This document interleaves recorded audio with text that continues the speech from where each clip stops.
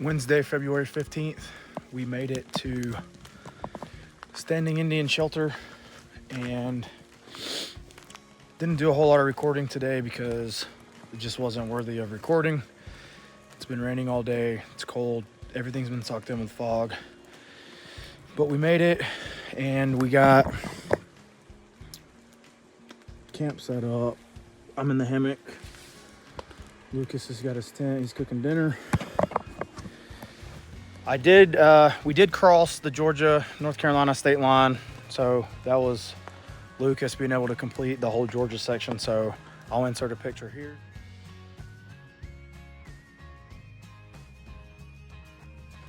Hopefully tomorrow it'll start looking a little better weather-wise. I don't really think we have any significant milestones tomorrow. I think once we cross over Winding Stair Gap, actually, I take that back. We have Albert Mountain tomorrow with the fire tower.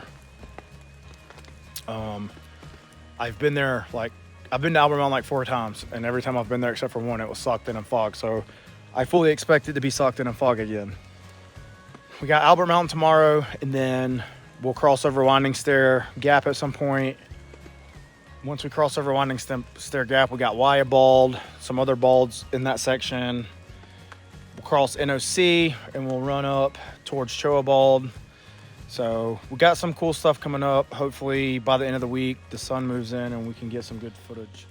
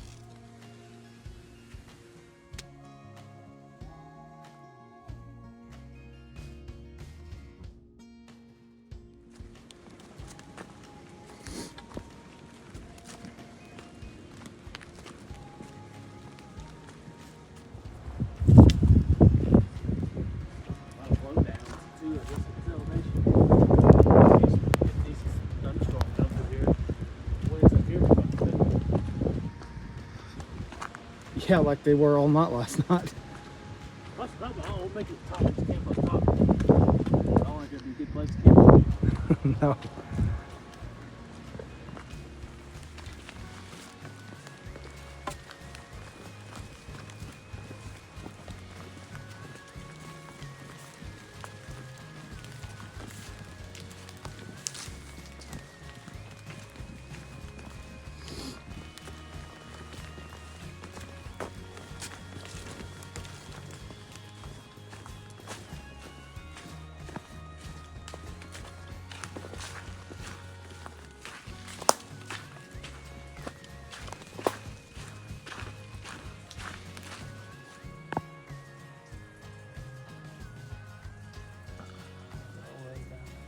Way down there. House or something like that.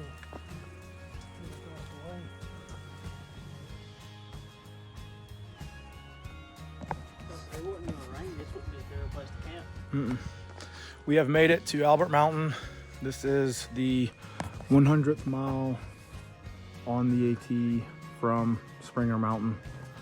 And of course, this side's always socked in fog every time I've ever been here. The other side can't see unless you go up in the tower. And I'll roll that in next.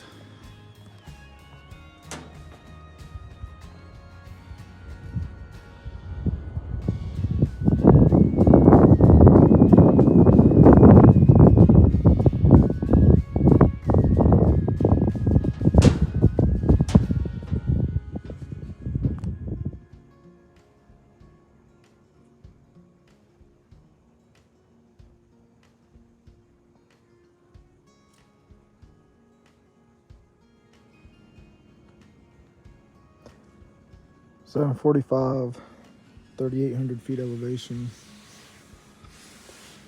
Just now getting in bed. Had the longest day that I've ever had while hiking out of a few thousand miles. This is the first time I've ever broke the 20-mile barrier. We hiked from daylight this morning until dark, and we walked 22 total miles today. Got another big day planned tomorrow, about another 20 miles, and we get to see Wyabald and SILER bald. Aiming to be at NOC early Saturday morning. We'll see what tonight brings. It's supposed to rain, be a heavy storm moving through, and start raining at about 8 or 9 o'clock, and it's supposed to dump 1 to 2 inches of water. So Lucas is over at the shelter. He decided to stay at the shelter to try to mitigate having to pack up in the rain. About probably 100 yards from the shelter, set up in my hammock under my hammock tarp, so I should be good.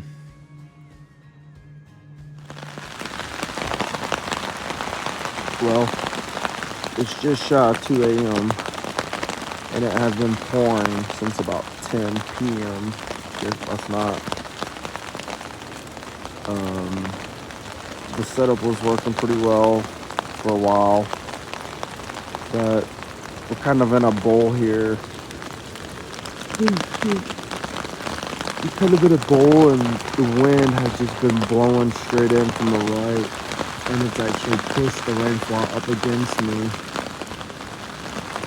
And from where it's been touching along the rainfall, it's condensating and getting my hammock and sleeping bag wet. It's not horrible, but I won't know the real extent of it until the morning time when I can see. I know there's wet spots, so that's gonna suck. Hopefully it's not too bad tonight. Temperatures are supposed to be down in the teens in town, probably quarter of an hour up in the mountain, so very well could be a very dangerous situation if all my gear's too wet. I'm currently having to use my hiking staff wedged into the ground against my body weight in the hammock to the tarp to keep it stuck out from touching the hammock. And I made sure to put my guidelines in super tight last night because I had the same issue the night before. But for whatever reason, it's just like a constant wind blowing straight into the side of the tarp. It wasn't doing that when I set it up. Otherwise, I would have set it up a different direction. But I'm going to try to get some sleep. It's been a long night with little sleep. So, catch up with you guys in the morning.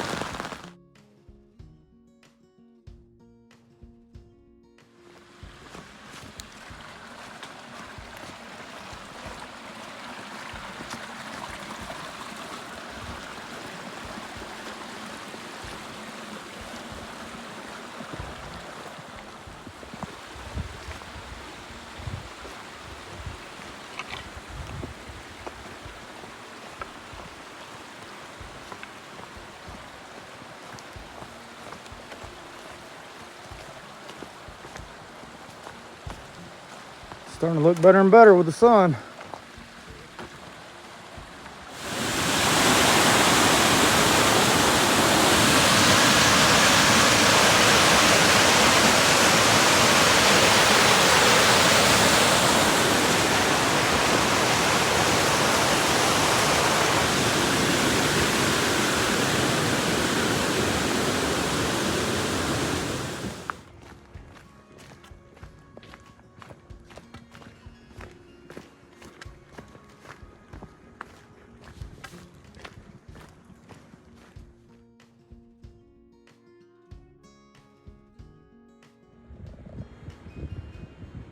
Trying to come out on us. It just can't do it. It's not ready to, I guess.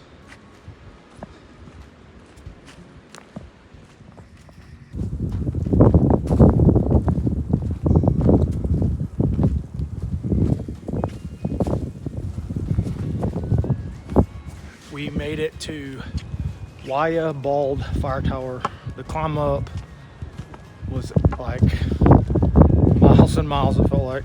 But this tower is actually open on the bottom, standing with water. And of course it's no different than SILER bald. It's completely socked in fog, and it's freezing up here. Oh, there's a little bit of a view. It's about in the 20, like Lucas has a thermometer on his pack. I think we determined it was about 20 degrees, but the wind's blowing about probably 25 miles an hour.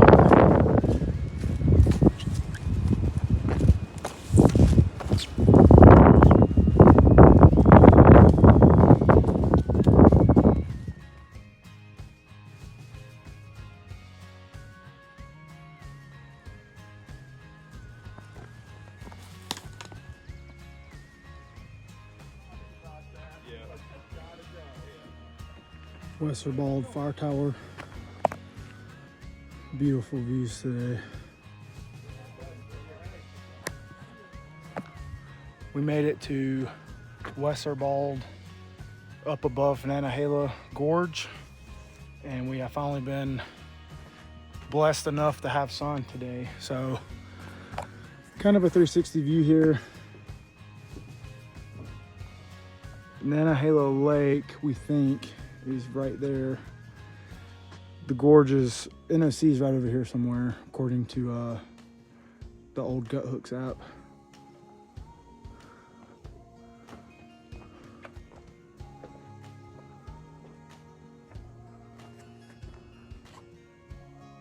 They don't have a kiosk up here to let you know, but we just came from that ridgeline over there. SILER bald and Waya bald, and we're going probably to that far ridge line to climb Choa and then hit Fontana on the other side of that ridge.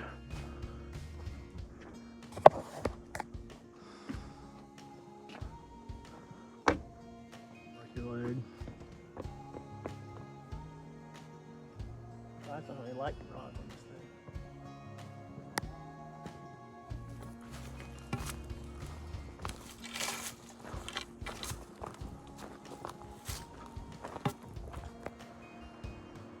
Yep, that's it. Look it on my, I can bring it up on like a map version. It shows Yeah. that way. Yeah, that's NOC.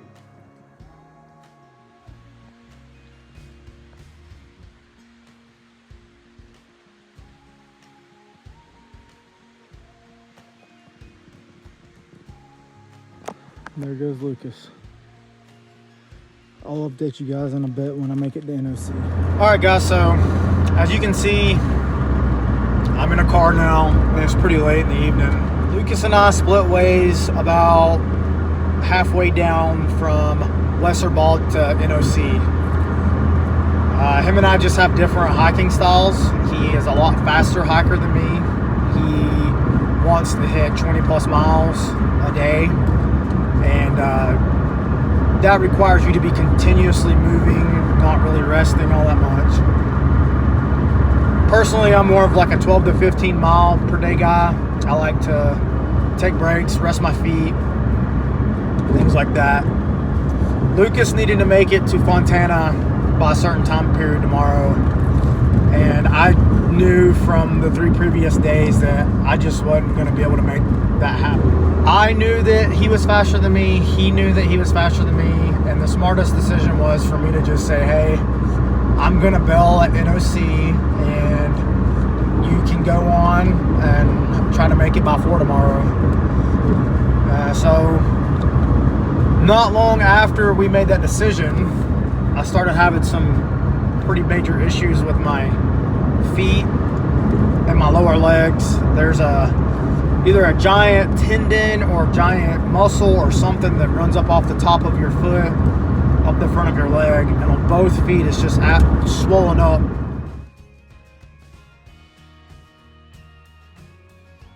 Probably bigger than a golf ball on both sides. And it took me, after Lucas went in front of me,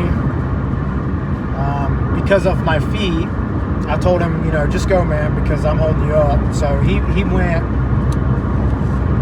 because of my feet, it took me almost another 2 hours to make it 3 miles or so down to NOC because my feet were just hurting so bad.